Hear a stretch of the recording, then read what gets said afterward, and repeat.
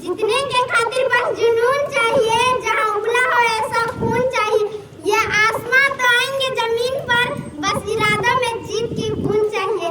ये आसमां तो आएंगे जमीन पर, बस इरादों में जीत की बूंद चाहिए।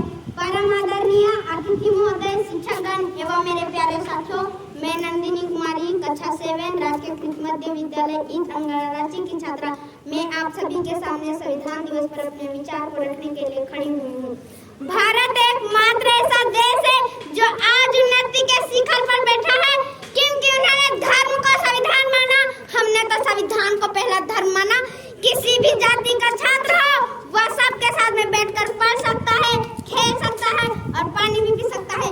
मान्यवर, मैं अपने वक्तव्य को प्रारंभ करने से पहले इस सभा से एक प्रश्न पूछना चाहूंगी। वह कौन सी ऐसी चीज है जिन्हें हम देख तो सकते हैं पर छू नहीं सकते? महोदय, 1947 में क्या गया था?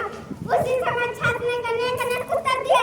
किसी ने कहा हम आकाश को देख तो सकते हैं पर छू नहीं सकते, किसी ने कहा हम सूरज को देख तो सकते हैं पर छू नहीं सकते।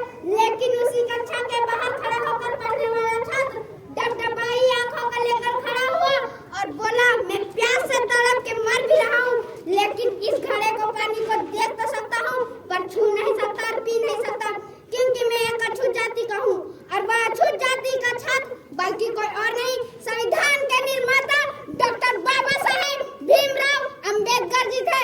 आज 75 वर्ष बाद सवाल भी वही है, कक्षा भी वही है, पानी का घड़ा भी वही है, परंतु कुछ बदला तो यह कि किसी भी जाति का छात्र हो, वह सबके साथ में बैठकर पढ़ सकता है, खेल सकता है और उस देश के सर्वोच्च पद पर बैठकर एक महिला आदिवासी के राष्ट्र पर प्रशस्त कर सकती है।